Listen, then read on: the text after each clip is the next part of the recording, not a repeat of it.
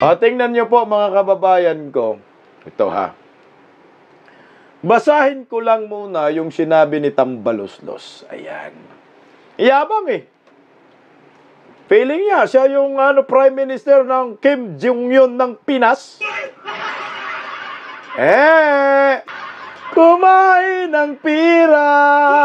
Okay, sarap. Ito po yung sinabi niya. Sa mga umaatake sa atin para tumigil tayo sa mga investigasyon, may mensahe tayo sa kanila. Mensahe daw sa atin ito, Iglesia ni Cristo, kasama kami dyan. Itutuloy natin ang trabahong iniatang sa atin ng mamamayan. Ano bang inaatang namin sa inyo? Di ba, in aid of legislation? Hindi in aid of investigation, buang. Hindi tayo aatras sa anumang laban para sa bayan, para daw sa bayan. Para sa inyo, hoy! Iglesia ni Cristo, hindi daw umano sila aatras para daw sa anumang laban para sa bayan? Bayan ba talaga o bulsa? Bayan o sarili ninyo? Dito nanonood ng Iglesia ni Cristo Rally. Para sa bayan, para sa mga buhaya ng bayan? Para sa bayan o para sa mga komunista? Para sa bayan o para sa 77 tatak buhaya? Ano kaya ang dito, no? Ang sagot ng Iglesia ni Cristo, no? Tuloy daw mga kababayan ko. Tingnan nyo, meron pang isa kakampi niya na nag-uudyok pa ng kaguluhan. Tingnan nyo po ha. Ito nag-uudyok na po ito ng kaguluhan. Sana po napanood tayo ng Iglesia ni Cristo. Marami namang nanonood. Tingnan nyo po. Galing sa isang animal, busog na busog. Pisngi pa lang. Grabe na yan, tol. Ay, grabing pisngi ang kapal. Sabi ni, Jude! Grabe na yan, busog na busog. After Iglesia ni Cristo Rally House leader says other Pinoys must speak out on VP Sara impeachment. Animal guys, nagtatawag pa siya ng mga Pilipino na dapat umano magsumigaw pabor na ma-impeach si Vice President Inday Sara Duterte. So anong gusto mo? Magrarally din. Naku, alam pa lang namin, meron kayong kababalaghan dyan sa, EDSA.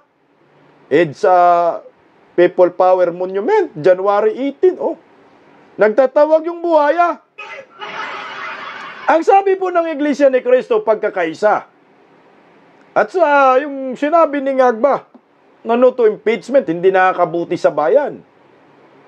Pero tingnan nyo po mga taga-INC, yung mga alipures dyan sa Kongreso ni Ngagba, ni Tambaloslos, nagtatawag na ho sa mga Pilipino na dapat pumabor na ma-impeach si Vice President Inday Sara pagkatapos ng inyong National Peace Rally kagahapon. Hindi magkakaroon ng cause ng division. So kampihan na talaga. Ito po yung kinakatakutan ng Iglesia ni Cristo at ni Kong Marcolita, yung kampi-kampi. Magkakampihan tayo. Tingnan mo ha. Siyempre, magrarally man yan sila. Ito man ang sigaw niya, rally yan. Speak out on VP Sara impeachment. So mag-iingay sila. Nanawagan siya na dapat suportahan yung impeachment labang kay Inday Sara. Ngayon, pag mag-rally kayo, di kami din mag-rally din kami. No to impeachment. Kung i-all out ninyo, alam nyo po INC, mukhang hindi na po talaga maganda ang takbo ng utak ng mga buhaya ngayon eh. Bigatan na ho natin ang panawagan. Total, sabi ko nga ho sa inyo, ayaw naman nilang makinig ng santong dasalan, daanan lang na natin sa santong paspasan. Ang yabang lang naman ng mga ito. Kasi nananaba yung pisngi, lalo na siguro yung tiyan ito, no? Buhayang-buhaya, no? Nananaba yung pisngi ninyo dahil marami kayong pira. Pambayad sa mga rallyista. Sinabi nyo Inday Sara?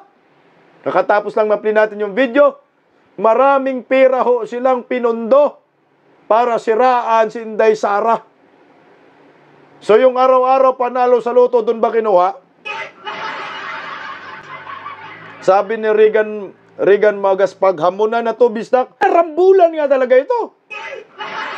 Oh, rambulan ho talaga ito.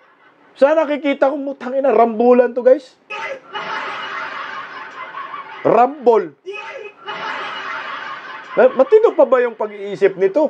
Kung ang Iglesia ni Cristo, sabi ng Iglesia ni Cristo, unity, pagkakaisa, no to impeachment. Itong mga buhaya, Lipuri si Tambaloslos, rambol! Umbusan ng karayom at manika! Sabi ni Joy, hawak nila yung pera ng Pilipinas, powerful. Oh, ewan ko sa mga Pilipino, kung papayag ho kayo dito, ito paghahamon na ho ito eh. Itong ginawa ng Tingog Party List representative na taba ng pisngi. Sir, dahan-dahan sir, baka sir mabulunan sir ha.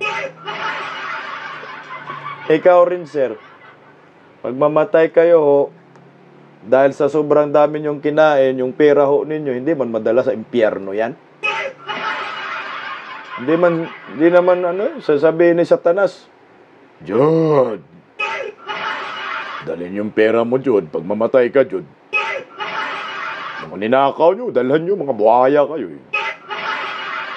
Wala, pag mamatay kayo, pagharap mo kay Satanas, not counted yung pera dyan. Dandahan, ha. Baka mabulunan lang. Sabi ni Kyun, hindi sila takot sa INC rally. Alam nyo, pag hindi ho kayo takot sa INC rally, baka hindi po ninyo napanood yung statement ng INC. Mabigat yung binibitawan nilang mga salita. Hindi sila bubu, hindi sila mangmang. Kung paghahamon lang ho ang inyong gusto, baka pagbigyan na ho natin ito, mga taga-INC. Sama-sama ho tayong mga Filipino.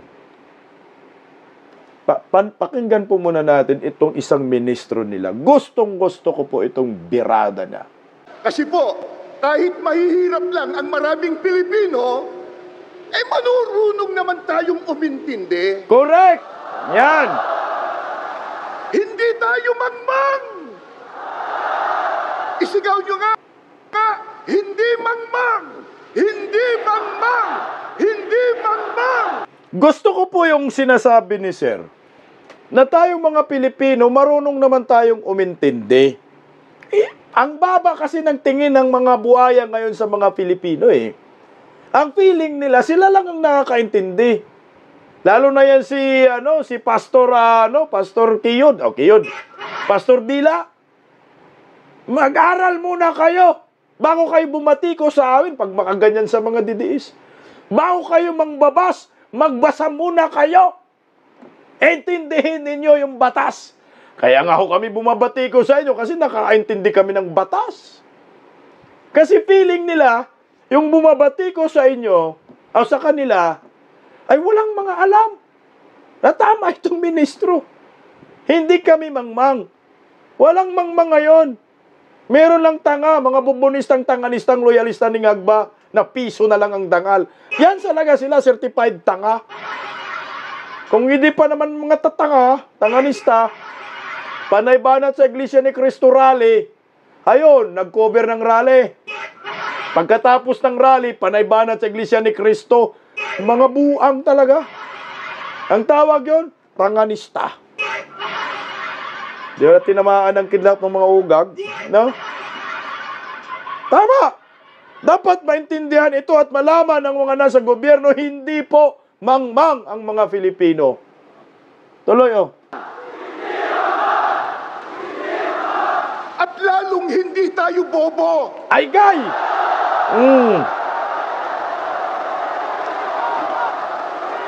Hindi bobo.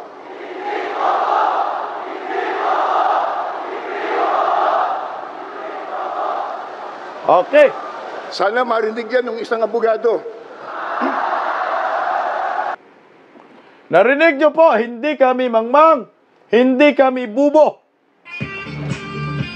Ang bobo, si Gadon. Wag-ubog! Si Wag-ubog, bobob na ngayon. Wala, mabigat yung guys ha. Baka akalain nyo, ganon-ganon lang yun, pero may hugot yun. Hindi kami mangmang, hindi kami bobo. So, ibig sabihin, hindi nyo kami maluloko. Hindi nyo kami mabubudol. At hindi nyo kami mailalagay, ma-shoot sa inyong mga bulsa. May isip kami, matalino kami. May alam kami. Hindi kami mangmang. Kaya wag nyo kaming paikutin. At hindi nyo kami kayang paikutin sa mga palad ninyo. Nag-u-observe. Diyan sila, parang ina-underestimate lang ho nila ang mga Filipino ho ngayon. Kasi sila yung nasa kapangyarihan.